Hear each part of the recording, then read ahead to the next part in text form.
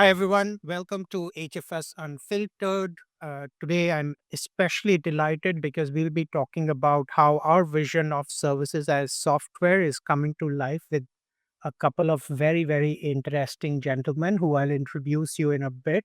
But, HFS coined this term services as software in 2024. And our idea was actually very simple. Our idea was with agentic AI, with generative AI coming into the picture, we will start to see services that almost behave like platform, uh, services that almost behave like software. These will be, platform led, outcome based, and no longer, slaves to the headcount uh, model that we've been running services for 2, 3 decades now.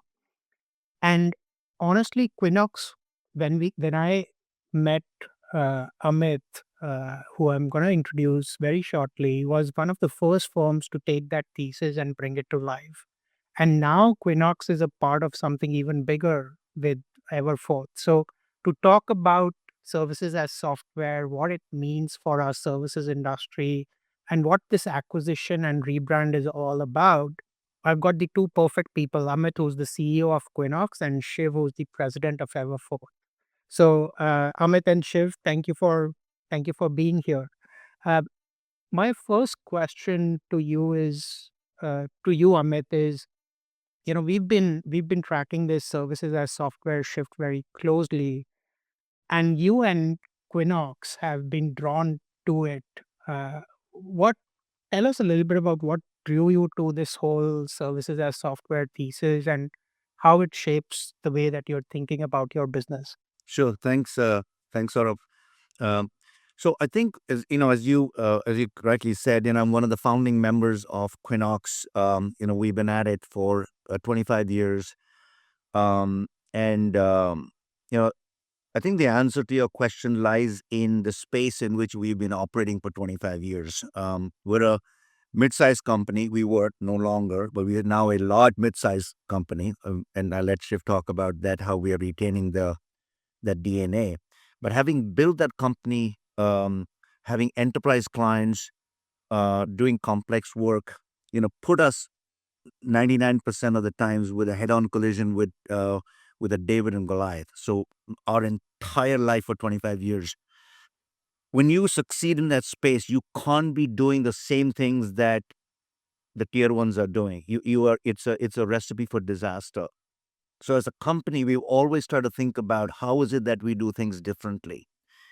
And about 8 9 years ago, we ourselves started thinking about, and I've been asking this question, that how will our services be consumed in the future? And this question was in 2009, 10, 11. We started asking, and we got serious about it. And it occurred that the consumption will change. And I didn't know the answer. We didn't know the answer, but we knew that the same way, if you look at the outsourcing business, it has matured over the years, and it just changes a change. So the next area of maturity was, it would no longer be people centric. It would need to be AI enabled. It would need to be consumption based. It would need to be platform enabled.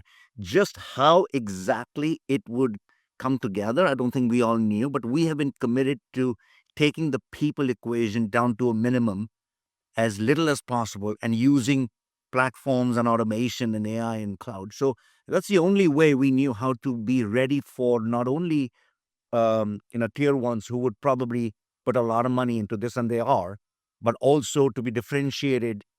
And that's how we got serious about platform as delivering services through platforms, as you coined the word service, through a platform, through services as a service. And when we came together, I think the spontaneous combustion about you getting it and us already having living it, I think gave rise to this conversation. And I think what has happened also is, with the coming together with Everforth, I call Everforth Quinnox at scale. That's the way I think about it. Is Quinnox at scale is Everforth.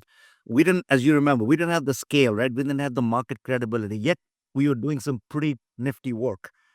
And now what with Everforth and Shiv's vision of taking Everforth to that space of the undefined service integration company that today is still figuring itself out. We can be that company of the future. And I think that, and I'll just say one more comment about service as a software. In the 12 months that we've been talking, 12, 13, 14, 15 months, I've been reflecting on the services software is a given anymore. Now customers are looking for embedded and permeated AI into that. Okay, so that also is now a given. Okay, now the embedded cost of AI also they want it to be inserted because they don't want to deal with that uncertainty. And they also realize customers that the AI is going to is going to change. So they also want the partner to bring the vision that how will AI change and will your services solution MSP outlive the change in AI technology. So they also want that as well. So I think the winner of the future is going to be the company that delivers services software, highly AI enabled, but take the uncertainty away for customers of the hidden cost of AI and the hidden cost of uncertainty that the models will change. So I think we believe that we are really, really ready for Everforth to deliver that promise. So I'll just take a pause and see how you want to take it, and have Shiv maybe reflect on something that may be outside of what I'm asking. Yeah. Yeah, I definitely want to hear Shiv's perspective, Amit and Shiv. I'm assuming this acquisition wasn't some random bet. Knowing you a little bit, you definitely saw something very specific here.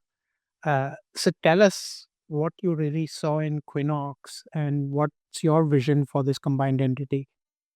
Look, I think when I came on board about a year and 3 months ago, um, you know, when you looked at Everforth and what we are as a company, there was the big question about what is this professional services company of the future actually going to look like? What does it mean to be a professional services company of the future in this world of day and in this day of AI?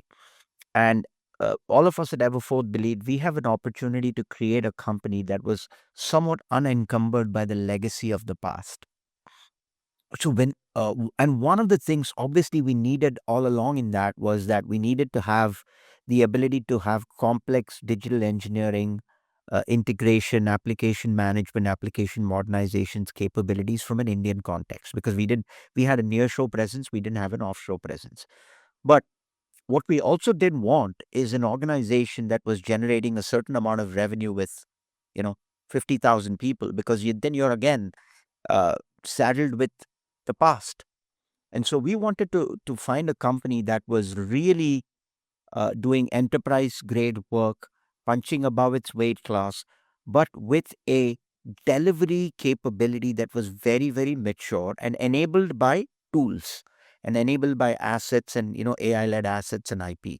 So we looked at a number of different organizations, right? But many of them didn't pass muster. For us, it wasn't about the size, it was about the innate DNA of the organization, the ability to do complex work, the ability to have complex delivery processes, mature delivery processes, and a forward-looking mindset of embracing AI and tools in how work gets delivered, right?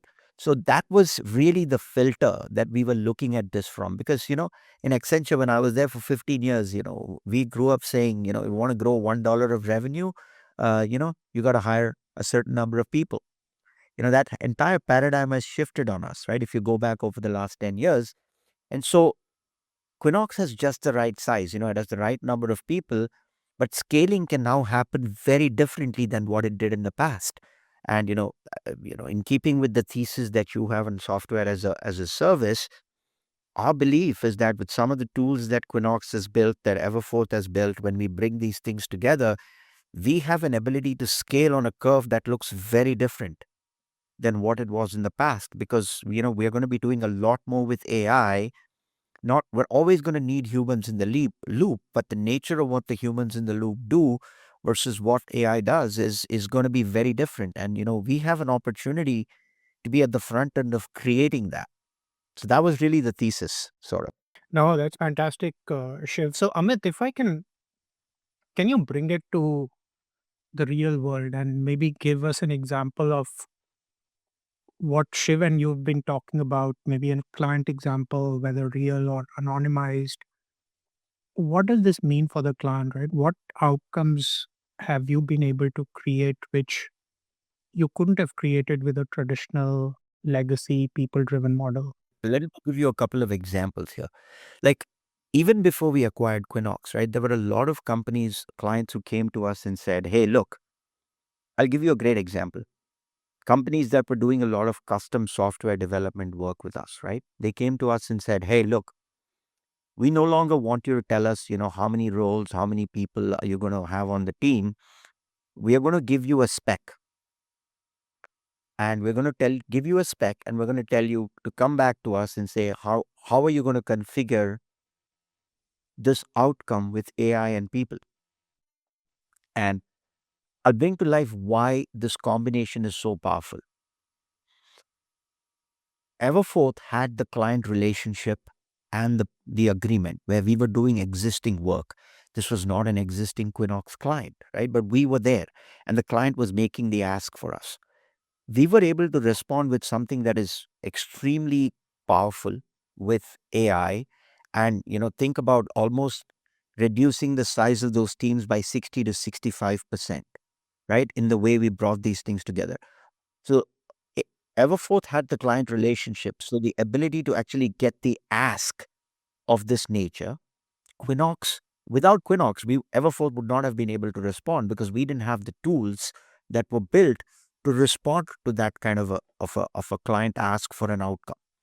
And this is as recent as a month ago, right? So that's a great example. Amit, add on, please.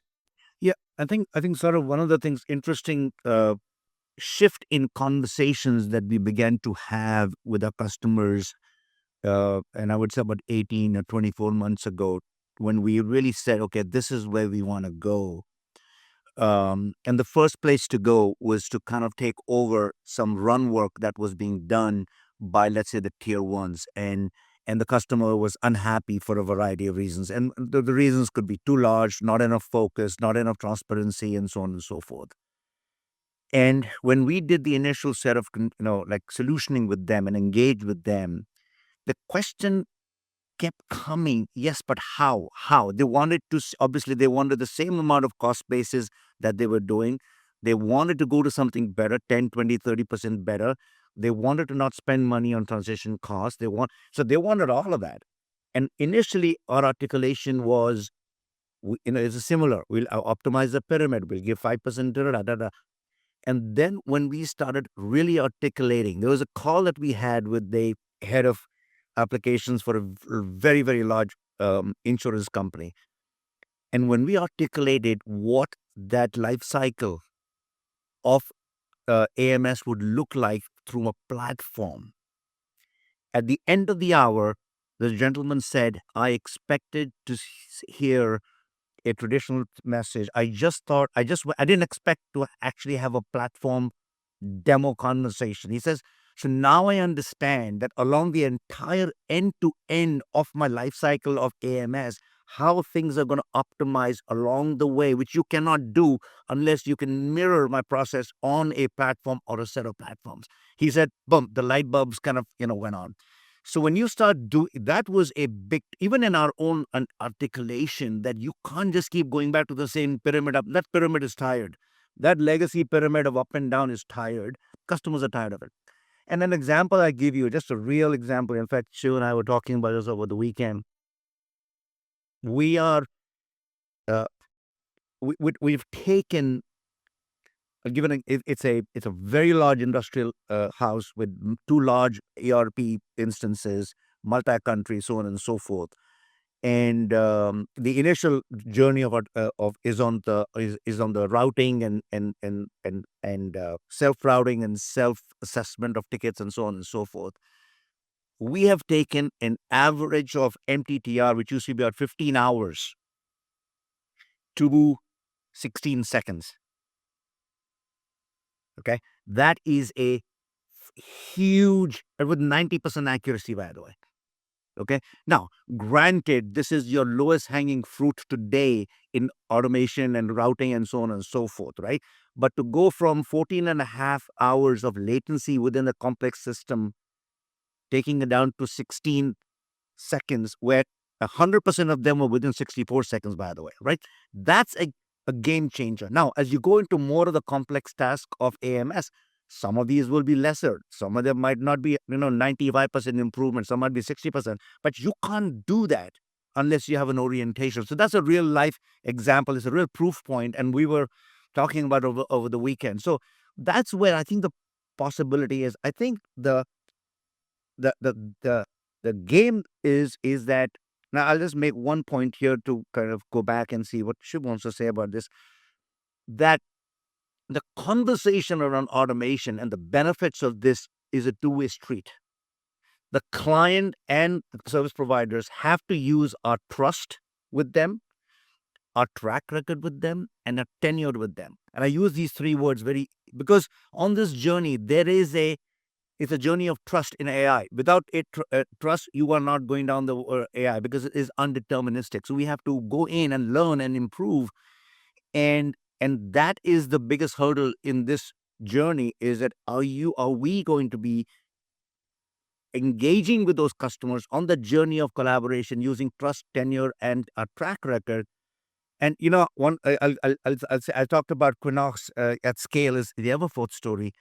I was blown away when we came on board that 350 of the top Fortune 500 customers are customers of Everforth. Now, they're my customers.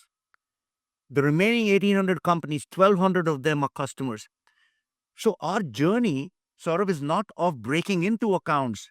Our journey is to change the conversation about where we want to go with them and where their legacy debt might be, what they want to do with automation and transformation. And I think collectively, if you look at the culture match between Everforth and now Quinnox, it's tenured clients, long-term trust with customers. So we can use that trust, track record, and tenure to change the conversation. So to Shiv's point, we are really, really, really excited about. It's not breaking into accounts. It's now how to change the conversations. Right, Shiv? Yeah. I, and Saurabh, I think one of the things that I think sometimes gets lost in this conversation is, when you look at the addressable markets of where services are, we did manage services as Everforth, but we've now got opened up a whole new addressable market on AI driven, services driven, software driven managed services for Everforth. On the other hand, Everforth did a lot of work in what I would call application development, system integration, right? Which, when we combine the engineering capabilities of Quinnox, we can serve with software and AI. So our intent isn't just to think about this problem or this evolution in the context of AMS.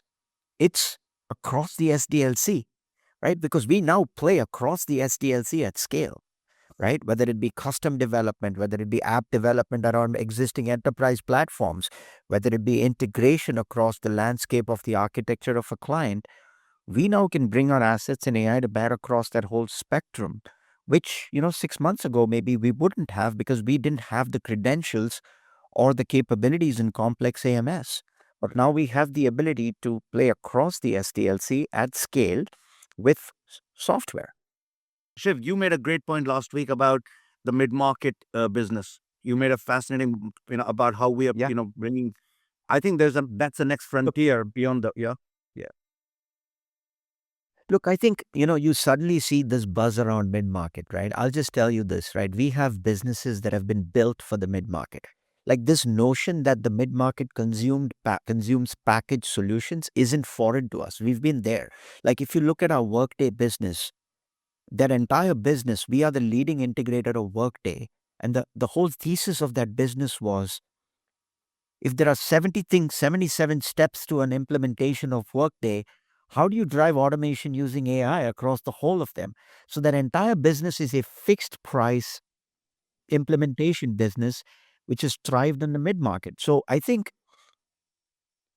call it serendipity, call it market forces, all the vectors are aligning towards a future which I think we're kind of tailor made for. And with Quinnox, we now have the ability to bring this at scale to a lot of our clients. Shiv, the mid market, and Shiv and Amit, the mid market point is an excellent point. In fact, we estimate that it's almost a $600 billion opportunity, which is largely untapped.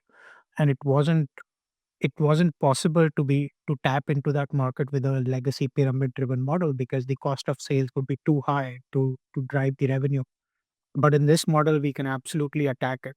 But I know this has been a fascinating conversation, but let me flip it around and ask you, what's your advice for a CIO who's who's also equally frustrated by those 30 years of legacy services, who are starting to see diminishing returns because what more can you achieve? Unless you find some hidden continent under the ocean, what else can you do?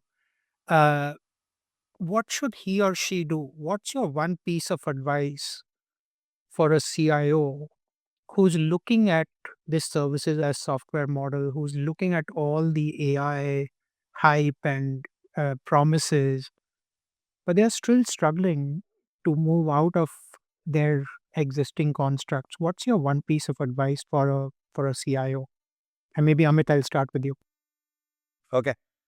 I feel that we got here by looking in the rear view of this model. We got here. So we keep looking for the same size, scale, brand, where the solutions lie. Um, and I think we've got to look at things past that. I think the world has moved on to things that are beyond the obvious. And I will say, not that because this is a mutual admiration club, sort of, and I mentioned this to you about HFS.